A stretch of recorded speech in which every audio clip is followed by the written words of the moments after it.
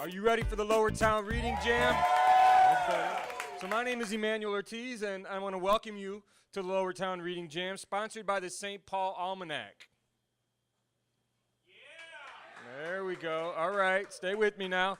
How many of you have, I brought it, and then of course I left it at my table. How many of you have a St. Paul Almanac 2014 edition? A few hands, a few hands. So if you would like a copy of the book, you can pick it up. You can purchase it here today at the Black Dog. So speaking of the Black Dog, let's give a special round of applause to the Black Dog for hosting this every month. Yes? Please be sure to tip your wait staff.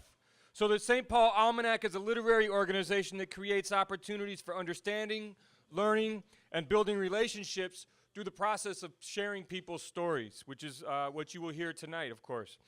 We'd like to thank our sponsors. This activity is made possible in part by funds provided by the Lowertown Future Fund of the St. Paul Foundation and support from the St. Paul Neighborhood Network. Let's give it up for the St. Paul Foundation and the St. Paul Neighborhood Network. The St. Paul Neighborhood Network airs our shows throughout the month on their cable access channel. I believe it's 19. Channel 19 here in St. Paul, so check it out. We'd also like to thank Roberta and Ken Avador, who are our visual artists and who draw the action. They'll draw the people as they're up here doing their thing. You can see a sample of their work right here. Check it out. Yeah. Very cool. Very cool. So they're over here working in this corner. Come by and check them out during or after the show. And last but not least, tonight's show is curated by the one and only, thankfully, Robert Karimi. Robert presents tonight's theme, Poems About Food and Sex. And if there's time, microaggressions. How many of you know Robert? All right, some of you do. So anyway, Robert is at root a storyteller and community engagement specialist. Robert Farid Karimi, his full name, mixes humor, rasquache aesthetics, and performance to communicate poems and stories that feed audiences an interactive cross-cultural collision of joy, pop culture, and personal history in theaters, grocery stores, backyards, and off-Broadway. His writings have appeared on NPR and in newspapers, literary journals, and anthologies, most recently Asian American Literary Review. A National Poetry Slam champion, he has been featured throughout the country at venues such as the Nuyorican Poets Cafe, which turns 40 this year, Def Poetry Jam, the Chicago Theater, and Twin Cities' very own Loft Literary Center. Please help me welcome the one and only, the People's Cook, Mr. Robert Karimi. Yeah! That's better. Let's give it up for Emmanuel Ortiz, getting us all ready. Hello. Hello. I will just test the room as well as he did. I need to hear one thing from you all. I need to hear something that will just make us just, what do you feel about food? Woo! That's it? Damn. What do you feel about sex? Yeah! What do you feel about microaggressions? Okay, good, good, good. Now we know. Excellent, excellent. Well, tonight we are very, very lucky to have some of Twin Cities' best poets, spoken word artists, performers to explore tonight's subject, food and sex, and if we have time, microaggressions. Please be prepared. I have brought a gift. It is something that you can use both during food and sex, and is genderless, I hope. You all may share. You can wear gloves throughout the night. I did not bring anything lubricating, but there is olive oil that you can order with the food plate. So be passing these around, wear them. Please be safe. Practice safely. Here you go. No one's really that excited about these. All right. Pass them around. All right. So while that's happening,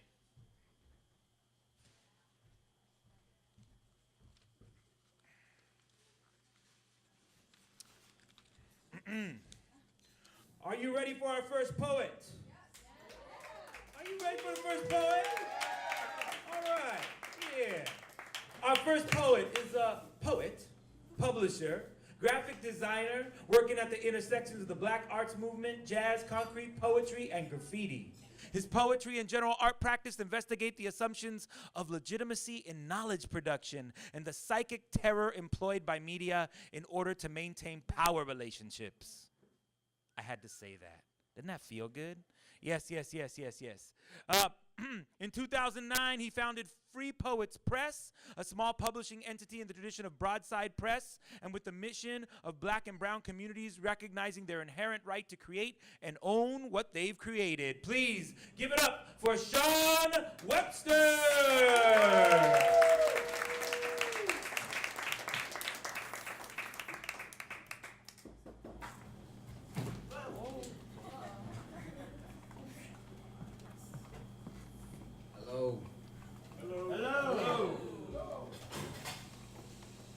I always feel so funny style, like hearing your own biography read in public, you know? Because, like, you write that, and then, like, you hear other people reading, and it's like, dang, that kind of sounds a little funny style. I don't know. It always sounds different than when it's written. All right, so I'm going to read some poems that are both a representation of haiku, some journal entries, and some story.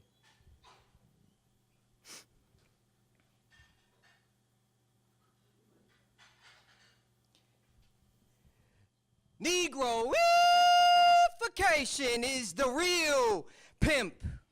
The low-down boogie, who doing that?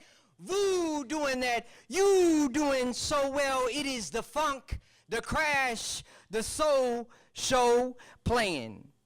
Every playing us to death.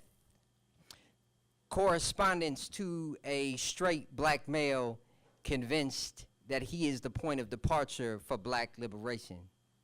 CC, a future self. Subject, Ed. Danger. A phallocentric God leads nowhere, even if his is black. Moments in which a woman's body has been transformed into a mommy android and magically lost agency due to having a child. An itemized list inspired by Mimi Faust.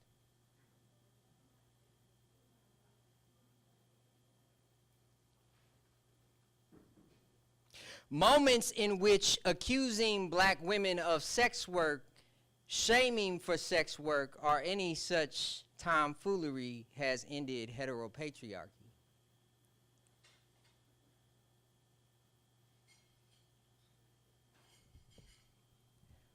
For Negroes found wondering whether their cool was enough. Sexy enough to wonder who holds our midnight. Moments in which it is acceptable to embrace our midnight are sad, to hold the full range of our desire as home, as sacred space.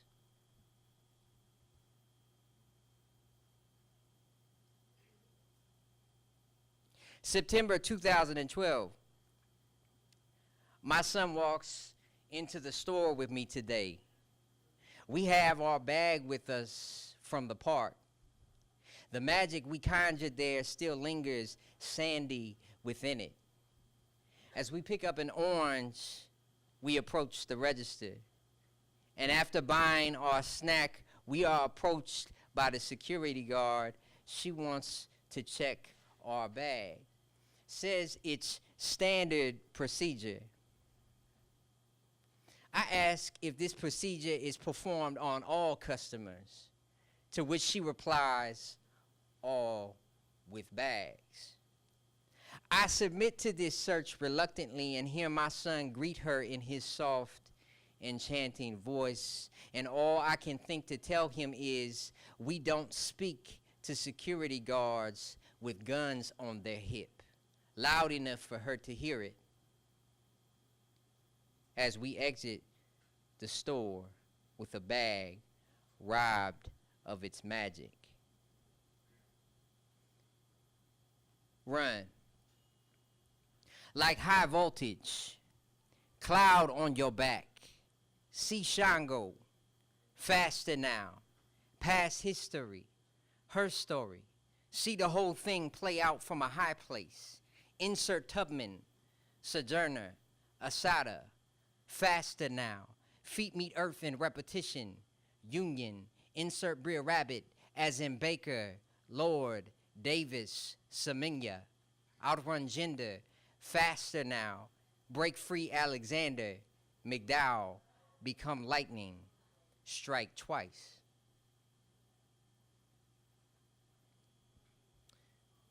I wonder if feet hold memory. If there is somehow a cognizance in bones and muscle, joints and soft tissue, carrying her as Harriet's did before, moving dance-like between Mason-Dixie and North Star. The body has its own vernacular, each curling limb and shifting ligament a sound, saying something, always saying. Her feet spoke volumes, swarthy and bare. See her running, running not from the slow-moving storm or faster flying wood and metal, but to, as in preposition, elsewhere. Feet as earth, hands as skin. Imagine continuity, like the we been here before, held in our bodies, protruding like the round future she held on to. Howling winds now paddy-wagoning behind, and at this point, all I can think of is how Tubman managed to fashion her body into cast metal. How she stripped her skin down to a lead slug and slung herself from a trusted pistol. She was said to have been howling also, a fierce take that as she held her own court with the storm. Time seems trivial when thinking of the aerials of that bullet, seen now somersaulting past more than Mason-Dixie. Seen now maneuvering through the iron-ribbed steel of cages holding those who did not make it past the twister. Seen now coaching the memory of feet tired and weary of running down Fremont Avenue. Full turn. Imagine she is running toward the storm now, running toward fear at the pace of Madhubuti, because the home we chart is a sky of our own making, and the present has always been dangerous. Do not turn away, Marissa. Do not turn away, Cece. Do not turn away, McDowell. Do not turn away, Claire. For when we draw our bodies closer to your feet, we remember also. Thank you.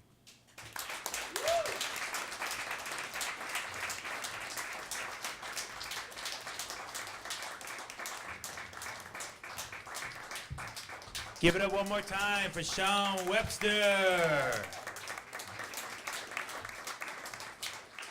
And Chaun, not many people know this, but Chaun also is creating a bookstore over in Minneapolis. And so we can utter the name out into the universe so the universe can hear it, can you please tell me the name of your bookstore?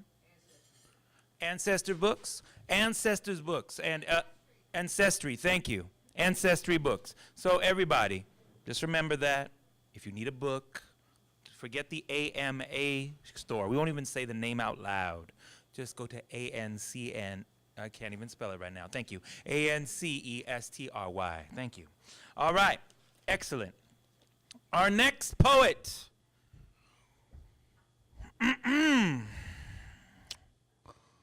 believes that the food not to be used for sex is peanut butter and marshmallows. She was born and raised in St. Paul. Poet, organizer turned graduate student. She believes deeply in the transformative power of art.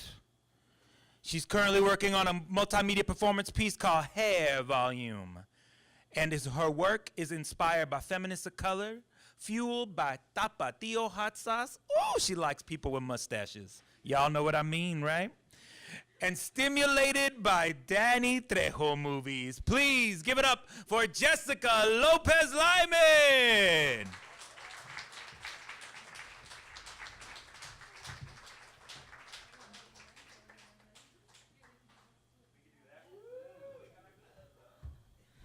We do got our gloves on, but I'm Chicana, so I have to put my ring on there too, you know? So I just want to say thank you to Robert for inviting me out. I see a few students here too, which is great. Thank you for coming. Ha ha ha, that was my first joke. Food, sex, and microaggressions. Let me remind you of the theme. All right, I have a few pieces for you tonight, 3 actually. They're all brand new, testing them out. When I heard of the theme, food, sex, and if we have time, microaggressions, I thought there was nothing sexier than books. So this first piece is entitled, and this it's a short piece. There are 3 ways to make me fall in love with you. Buy me a book from the back corner of the bookstore on a single bottom shelf, under the label Feminist Studies or Chicano Studies, the forgotten shelf, where prices remain cheap, dust settling over paper edges, markings from past readers, highlighting passages of resistance, notes in the margins, surviving copies of radical lovemaking. There are 3 ways to make me fall in love with you. Read me a book. Skimming smooth front cover surfaces, open it slowly. Seductively turning pages, craft silhouettes from similes, caramello fantasies that linger in the air. Metaphors that wrap warmly our bodies together as we lay in bed. There are 3 ways to make me fall in love with you. Write a book for me to read. Channel the stories of ancestors, touch traumas and triumphs, pen marking memories of things forgotten.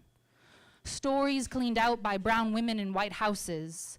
Stories buried in fields and rows of sugar beets, cut apart by machetes, beaten into drums.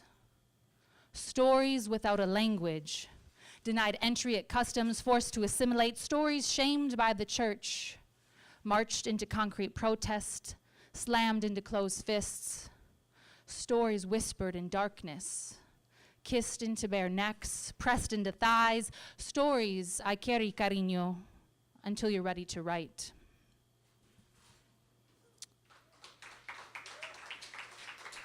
This thing is sweaty.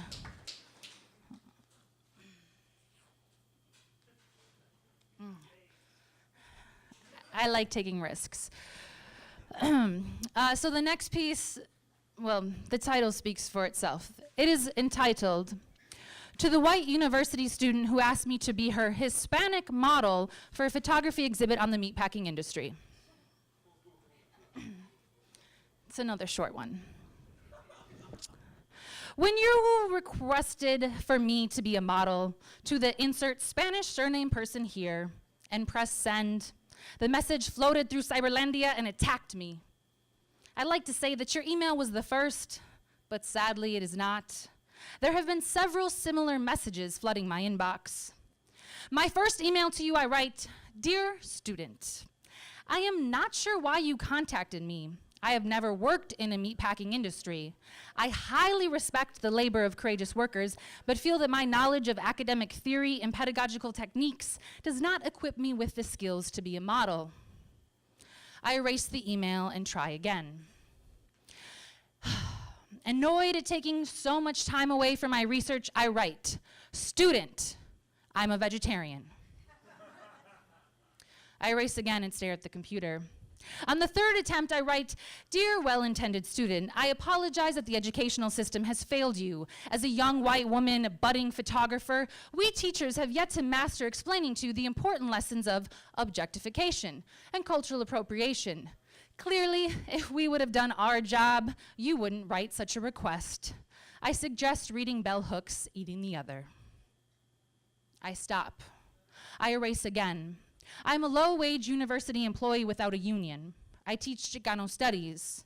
I do not get paid enough. Correcting privilege is not in my contract.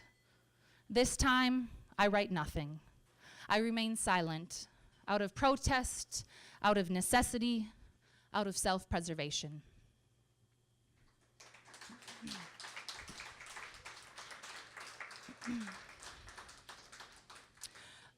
So I have one more piece for you, and it's a little longer, but I was really excited about this theme because I was a server for 10 years. Is anybody ever a server? Woo! Maybe you still are. Anybody work back of the house? We can make all types of back of the house references. Okay, moving on. For those of you that never worked in the service industry, this piece, front of the house is what you see was in your customer, right? The waiters, hostesses. Back of the house, cooks, dishwashers, etc. And then sections are how we divide up the restaurant. The piece is entitled, A Survival Guide for Chicana Waitresses Working at a Mexican Restaurant Owned by White People, in 3 parts.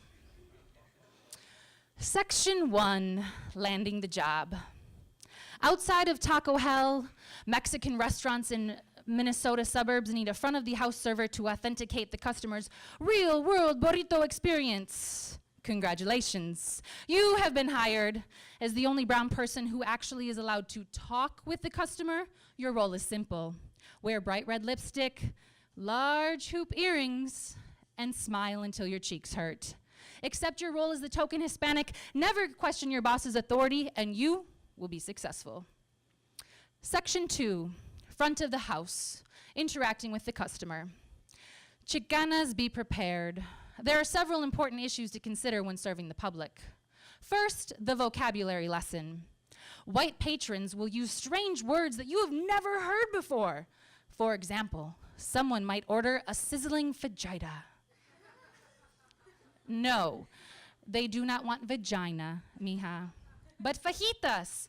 Other foreign vocab will be gravy instead of salsa, chimichangas, and the ever-Napoleon Dynamite reference, quesadilla. Do not let the random holas or graciases startle you. They do not see this as cultural appropriation, but appreciation. Do not be fooled, however, chula, because while they consider themselves bilingual, they will not think that you possess such a talent. No, they have linguistically branded you monolingual, Spanish only. When the customer talks real slow, over enunciating every word, or extremely loud, remember it's because chu no speak English. Do not try to explain that you're a college student and that you're actually an English major. This will just confuse the gringos. Second, carry your birth certificate with you at all times. Customers have the right to ask you where you are from, have the right to doubt where you are from, and have the right to flat out call you a liar. Saying you're from St. Paul will not satisfy their taste for some authentic cross-the-border Mexican, and fighting with them will only get you fired. Lastly, do not be shocked by the over-complimentary patron. Remember, monetary tips pay the rent. Compliments do not. With each sip of beer, round of margaritas, and the all-too-annoying tequila shots, you will quickly blend into their brown, spicy Spitfire goddess. Early signs of overindulgence are phrases such as sassy salsa girl, exotic beauty, and hot tamale. Clear indicators that your table has reached their cutoff point are when you're called caliente, or are asked to travel to their southern tip. These are clear indicators to walk away from the table. However, do not complain to your boss. You will only be blamed for over-serving. Section 3, the final section, back of the house, interacting with the workers.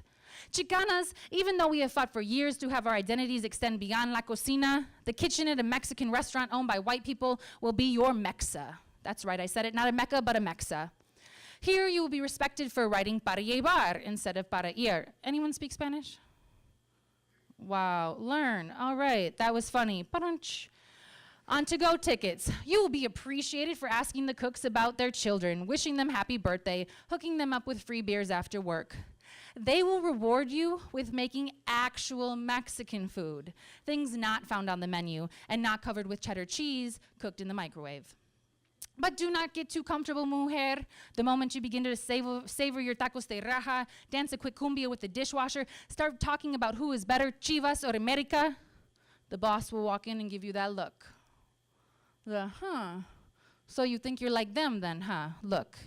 Which will usually result in you getting let go early for the night. But Chicanas, do not despair. As the only brown person to cross the front and the back of the house, you have the balancing magical gift of translator. You advocate for Hernando to skip work on Sundays so he can go to church. You insist that Leticia needs to come to work at 4 instead of 3 because her oldest son isn't home yet from school to watch the younger kids, but she's willing to stay an hour extra to make up the work. You explain that Marco isn't coming in tomorrow because his brother was killed in a car crash. 7 people in the back of a pickup truck trying to cross into the US. Chicanas, being a translator is not all rewards. For example, the bartender Pete might be like, yo, can you ask Jose like if he does weed or coke? Cause you know, like all them dudes are dealers. Or the hostess, Ashley, might say, oh my God, Ignacio's really cute. Do you think he has a girlfriend? Can you ask him? Because I don't know how to speak Spanish. I mean, I'm only in the first level at high school. And the boss, always the boss. The boss will ask you to translate everything.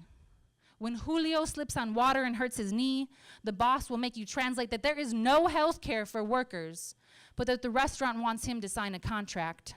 You try to explain in your Pocho Spanglish the complicated contract as Julio stares at you confused.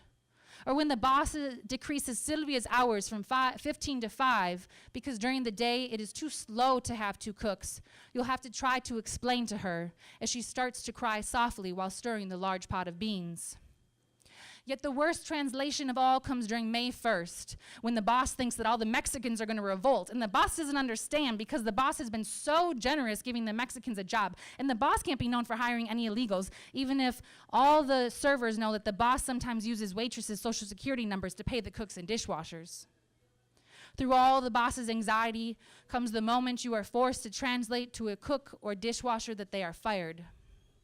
Chicanas, that's when you take off your apron too and say in perfect English to the boss, you quit. 'Cause mija, there ain't a tip large enough to make you a translator traitor, forget where you're from, and destroy your people. Thank you.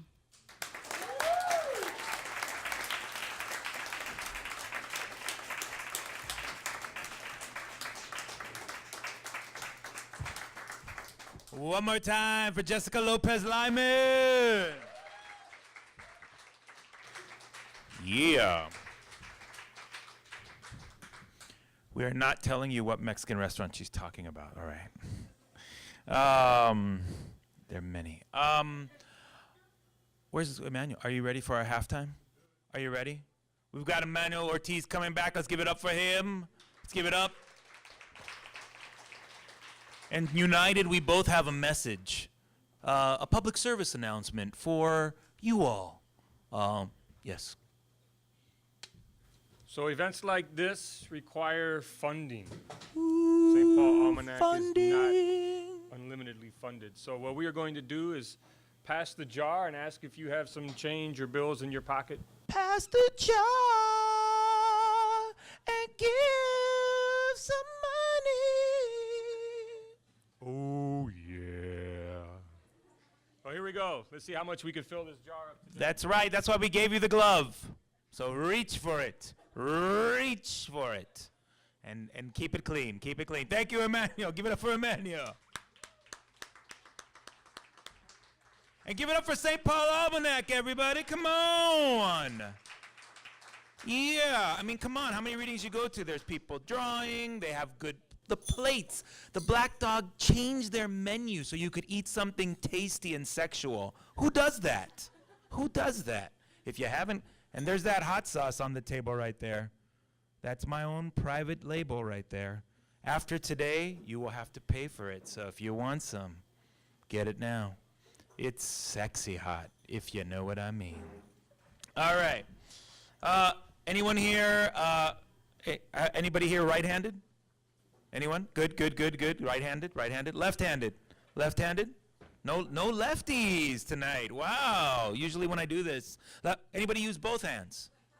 Both hands, both hands. Yes, in the back. Yes, good, good, good, good. All right. And some of you I see have them on your table. You'll use them later. Excellent choice. All right. So, are you ready for our next poet? Are we ready for our next poet? All right, all right, all right.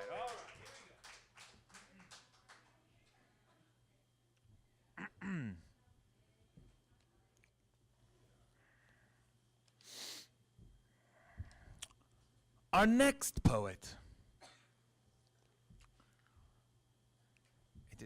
To all the poets today, it just feels weird reading your bios right now, but I did it anyways, just to be fun. Is a playwright, poet, prose writer, and performance artist. She's been hailed by Twin Cities Metro Magazine as on the way to becoming one of the most powerful and colorful voices in local theater. Nice. Guys, come on. Her plays include The Divorce Diaries, Confessions of a Lazy Hmong Woman, and 10 Reasons Why I'd Be a Bad Porn Star. She's an author of children's books. And has been published all over, including Bamboo Among the Oaks, Contemporary Writing by Hmong Americans, Waterstone Literary Journal, and others. She's received so many grants that the list is huge, and she's especially a winner of a 2011 Bush Leadership Fellowship. Please give it up for Mei Li Yang.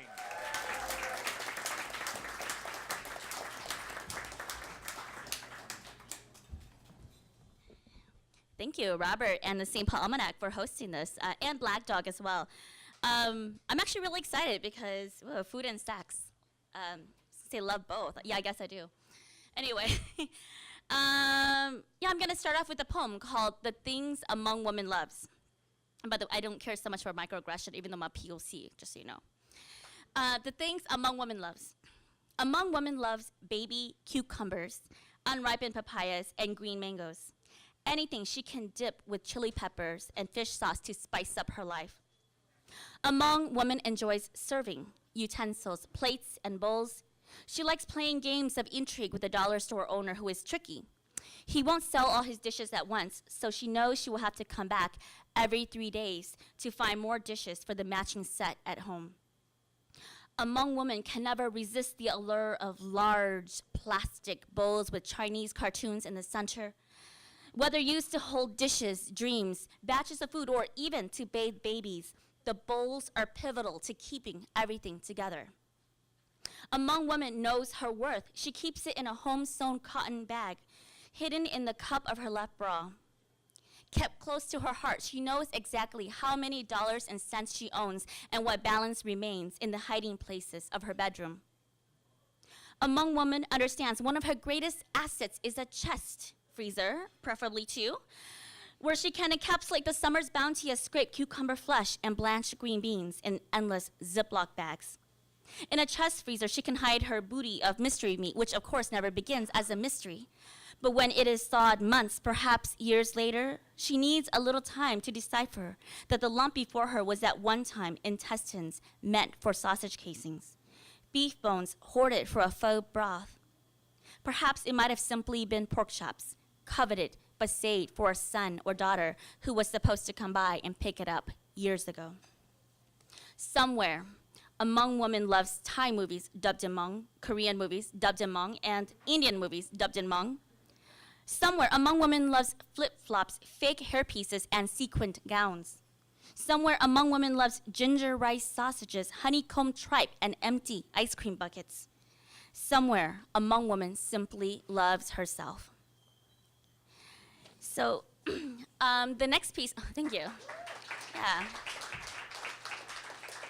You guys are welcome to clap. It's nice to get applause after each piece.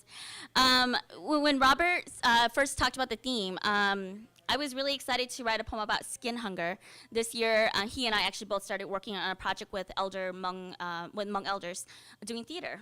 And I learned about this condition called skin hunger, where people crave being touched. I wanted to write this awesome poem. I couldn't. And so I ended up doing something experimental, which I never do. I mean, I do experimental things, but not this kind. I ended up, in researching about skin hunger, I decided to just cut and paste articles and quotes from other people. So this is not really my poem. It's not my poem. I just took other people's words and cut and pasted it for tonight. Skin hunger. Skin hunger describes the desire or craving to be touched, usually from a long period of deprivation. It is the emotional response engendered by the loss of touch in our society. Even the Urban Dictionary weighs in.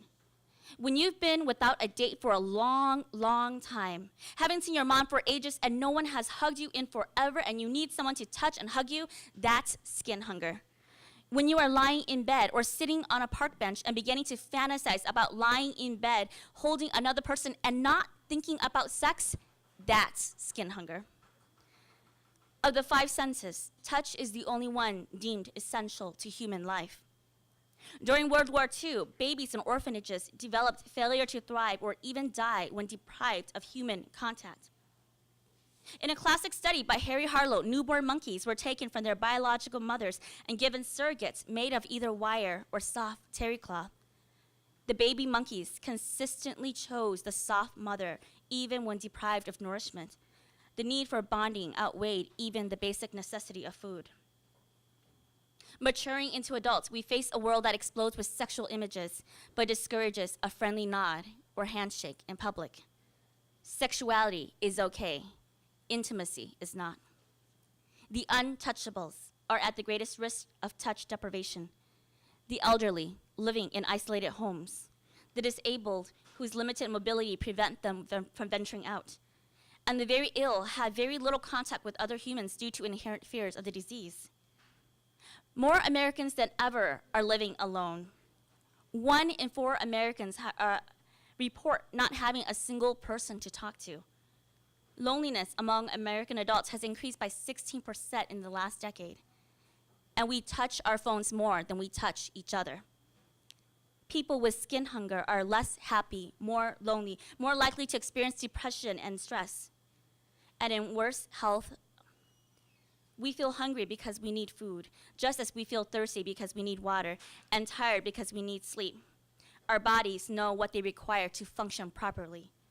What has led us to be so touch deprived? So I'll probably write my actual poem after, So. And the last piece I'm going to share was actually written specifically for tonight. So as soon as Robert was like, "Do you want to read for this this theme?" I immediately got inspired, and I started writing this piece called "Lao Papaya Salad is like anal sex." And my challenge to myself was not to use any swear words. So I feel sorry for people who go to Southeast Asian restaurants and order green papaya salad thinking they will get something like a garden salad finished with a lime and fish sauce vinaigrette. If a garden salad can be compared to a peck on the cheek, Thai papaya salad is like making out, but with no fondling. If a Thai papaya salad is like making out with no fondling, a Lao papaya salad is like nasty, raunchy sex complete with spit and sweat. It is not for the faint of heart. It makes no apologies. It is a man demanding, "You want it? Ask for it. Beg me." He doesn't yell. He just says because he knows he is that good. Lao papaya salad is like anal sex because it is an acquired taste that not everybody can acquire. Lao papaya salad is like anal sex because it is not for the casual foodie who wants to experience Southeast Asian food. It requires preparation. I mean, what idiot engages in anal sex with no lube nearby? You need lube to ease in, and you need desire and an adventurous spirit. And on top of that, you need tolerance, lots of it. With Lao papaya salad and anal sex too, you may go to places you never expected. Your mouth may become foul with unexplained desire because Lao papaya salad is like smutty sex. It is a little crazy, definitely stinky. The MSG may make your head spin a bit, and you will feel uncomfortably weird, yet you will be compelled to keep shoving more in. To eat Lao papaya salad, you must be willing to stomach the pungent scent of kapi, nampa, padet smeared onto slivers of green fruit. You must be willing to endure the makha juices splotching on your new blouse like the guy who can't control the aim of his semen. If you eat Lao Papaya Salad, you will sweat, you will stink, you might even cry depending on how hot the action is. The thing about Lao Papaya Salad is that you can't hide it. You can chew gum, but the smell will linger. You can wipe your face, but it will not go away. It is like that ratchet girl you slept with last Saturday night after too many shots of Hennessy. That girl you thought was a one-night stand, but now who thinks she's your girlfriend because you see she does not care about the rules of dating within your brackets. She's bold and she's brazen, and if you take her on, you take her on. You can try to lose her, but you will not succeed because she will come after you with her vigilante uncles who have screwdrivers duct taped to their hands. To get rid of Lao Papaya Salad, you must thoroughly brush your teeth, wash your face, maybe even change your clothes. I would recommend taking a shower. The scent is actually that strong. Because you see, Lao Papaya Salad is not for the casual foodie. It requires preparation and desire and an adventurous spirit. And on top of that, you will need tolerance, lots of it. So, okay. So, just one thing before I get off stage. People are probably wondering, well, May, you're Hmong. Why are you talking about Lao style papaya salad? It's because Hmong people eat Lao papaya salad, okay? That's all. Thank you.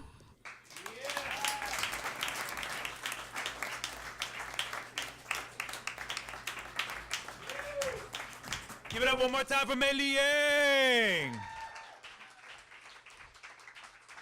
And special surprise for everyone, Lao Papaya Salad for everyone! No, not tonight. We don't know each other yet. All right. Oh. And now, me! Woo! I'm not, no, he already read it.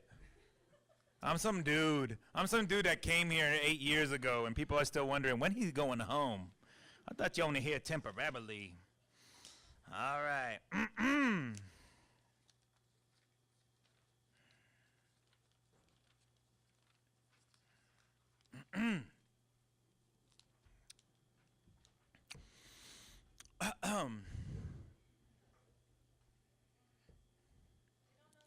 I know, it's okay.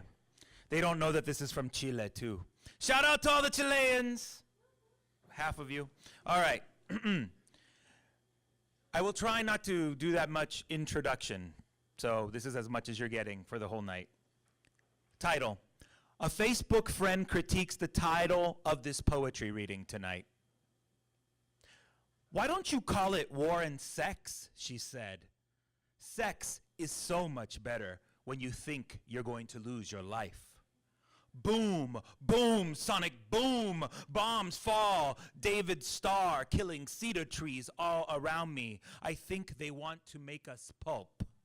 Boom, sonic boom, planes fly high, smoking more than marijuana. Mary Jane, the maid, cries, "They're going to kill us! They're going to kill us!"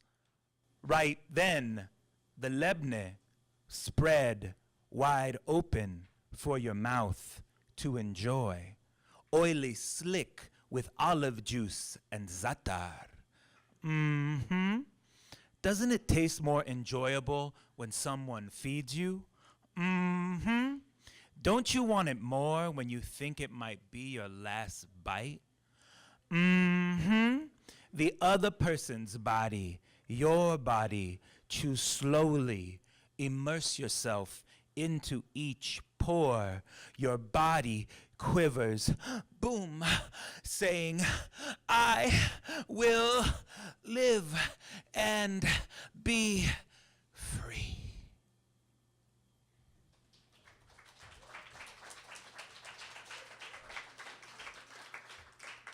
Poem number 2.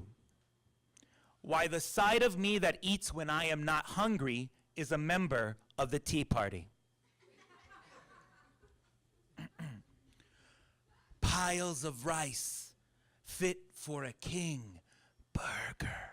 Piles of rice fit for a burger. king. To all beef patties, special sauce, lettuce, cheese.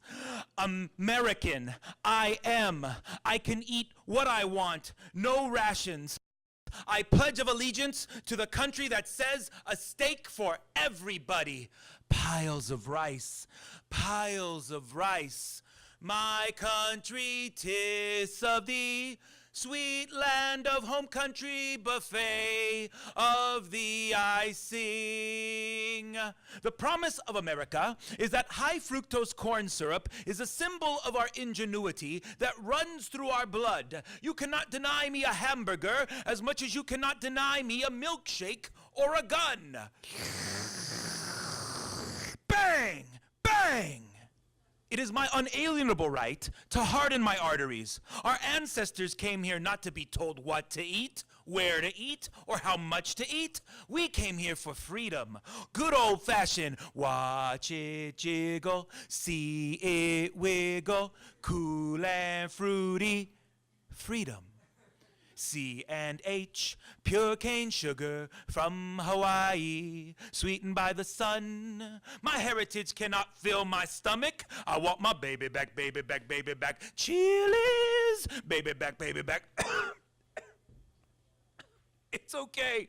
It's okay. I'm an American. This is my right.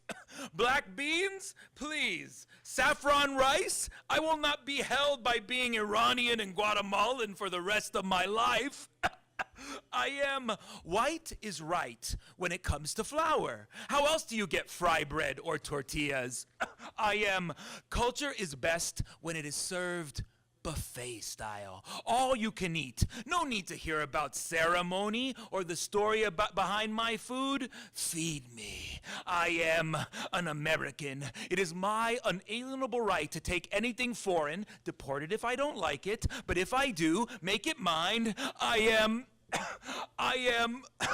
hardened to all beef patties, special sauce, lettuce, piles of rice, lettuce, cheese, piles and piles of, break me off a piece of that Kit Kat bar. No!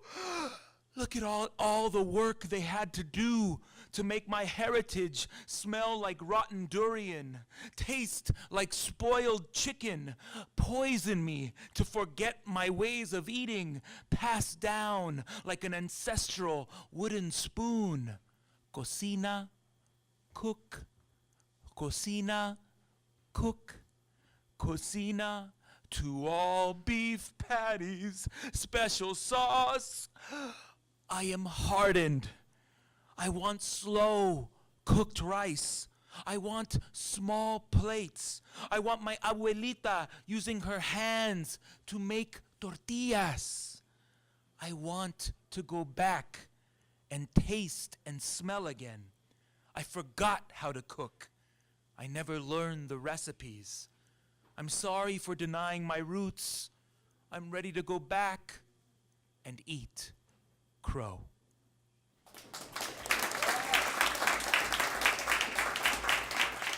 Titles of poems that will not be read. Upon watching Fletching at the saloon, I noticed there are more men of Asian and Latino descent than in any bar I have been to in Minnesota. That was Title 1. Title 2, in a room of sex addicts, I still go home alone. Title 3, why do people in the polyamory group look like they all play Dungeons and Dragons?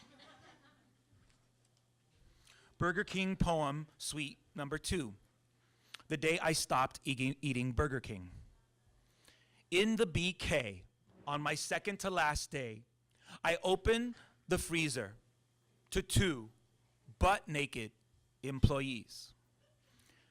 His against the Whopper boxes, hers with strawberry beauty mark facing me. At 15, sex newbie I was, I thought this act could not be following the health code. My manager motioned me to close the doors with 3 words. Just about done.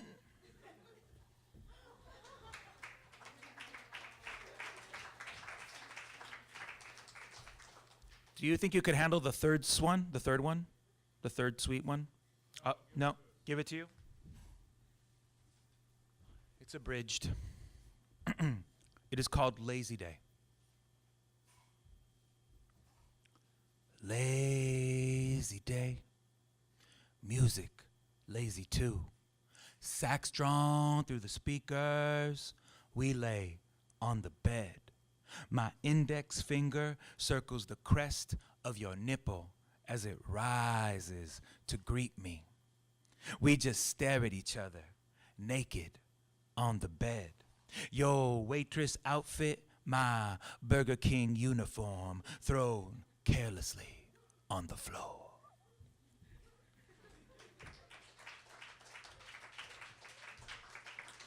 And before I say my final poem of the night, I want to give another big shout out. Thank you to the Black Dog. Give it up to the Black Dog.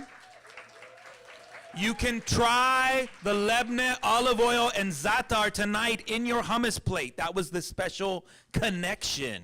You can feed it to each other. It's hot, or baklava, or anything else, or the hot sauce. Also, we have to give a big shout out, big shout out, St. Paul Almanac. And if you want any of these poems, I have some of the poems I did not read tonight because they are salacious. Wouldn't make it on TPT, who's filming, or SPNN that's filming. Let's give it up for them. Let's give it up for them for filming tonight. Because they did not make it there, I have them there. You could go to we.chaoticgood.com. They'll be there tomorrow morning, all right? Share them with a loved one. All right. And this is our final poem for tonight. It's rather long. This will be published in Mizna. You get to hear it before it gets published. First time ever. And it is called Question from a Mixed-Race Worker Who Cooks and Reads. All respect to Brecht and all cooks worldwide. Oh, don't. No, don't. I mean, don't you just hate it when Palestinians try to cook Korean food? I mean, where do they get the nerve to think they can make Korean food? I mean, there's no chickpeas in it. Or does it just stick in your craw that an Iranian Guatemalan dude makes Filipino food?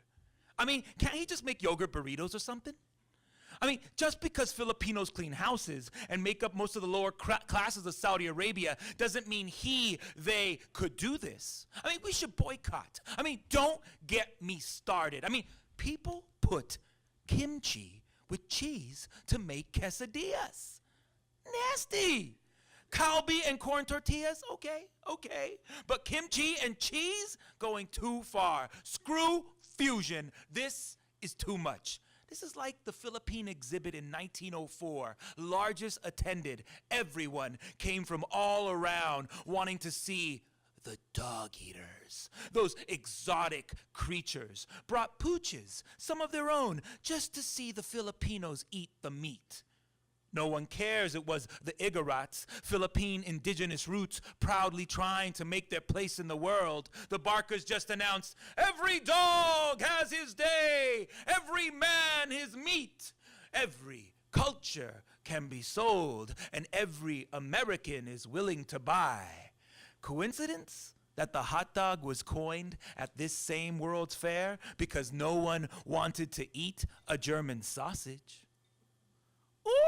Ooh, which food shall we lay out for the Americans to ooh and ah like a World's Fair exhibit? Yours? No, mine?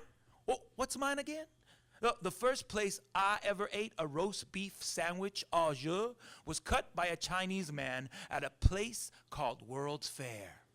A place where you could eat anything in the world. This was America. I thought everyone Asian was international because all the cooks were from Japan, China, and the Philippines. So I was eating Asian food, right? The glazed donut holes we finished with our meal were made by Filipinas, Mexicanas, and Portuguese women. So the donuts were Philippine, Mexican, Portuguese fusion, right? And since I'm a fusion of Asian, indigenous Latin America, European cultures, I am uniquely qualified to express the authenticity of what is fusion, mixed, or cross-sectional, essential, international, porque puro expert soy. Don't get me started, because I may never finish, especially about experts. Expert bald dudes who tell people who gets to decide what's authentic, manifesting his preordained destiny, calls himself a worldly expert because he has a food show that makes other cultures more other than brother, than sister or family. Easier to digest the World's Fair when he's braised it with a help of fear, because it's so bizarre. He has the nerve to give a Minnesotan Palestinian chef a lesson in geography, thinking he could teach Zionism or Danaism as if it was an exotic animal, then coincidentally opens up a World's Fair type food truck at the state fair around the same time. Who does he think he is? I state, is this fair that he gets to call people out on the state of the state just because he ate a tarantula? And now I see this bald dude on every billboard telling kids to be healthy. Next, he will prescribe health foreign policy as people die in regions too shocking for Anthony Bourdain to eat a whole meal. He adds to the xenophobia by eating exotic foods, and he's an expert on borders? Please, hook me up. Give me $1 million to tell people what their boundaries are to get people to eat healthy. Oh wait, they only give that to people folks who look less ethnic, thinking people will listen to them, trust them. My family mistrusts Western doctors, won't go to the hospital because the American doctors don't speak their language. These pharmaceuticals think that we'll listen to Bobby Flay or Paula Deen or Zimmern. Please, go fuck yourself. Don't get me started. If a white dude makes brown food, becomes a billionaire, is that more authentic than someone's mom who cooks it at home? What are foodies? Are they like Goonies? And is Steven Spielberg gonna make a movie? And I'm getting tired of all these Mexicans and Ecuadorians cooking all these other people's food. Where do they get off? This is the problem with food in America. All our food is handled by Latinos, right? They're not authentic. They didn't go to cooking school. They're not chefs. They don't have shows on cable. I mean, those are the real cooks, right? People that have shows on cable, they are real. Why are we listening to the men from the Philippines who cook for thousands during time of war? Or Latina women weaving magical dishes to heal everyday colds?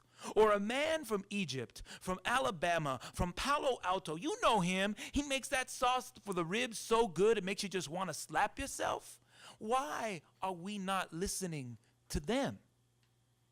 I'm hungry. Why don't we go have the chicken and waffles made by the Costa Ricans? Or the Filipino-made Thai food, or the Ecuadorian hamburgers, or the Hmong Thai, Greek-Italian, Ethiopian-Italian, Filipino stroganoff. Even better, I know a place where Mexicans make Kansas City-style ribs. Or, best yet, where Lao people butcher cows, Guatemalans make bread, and the Salvadorans make your Vietnamese food. You're not ready for this? Don't get me started.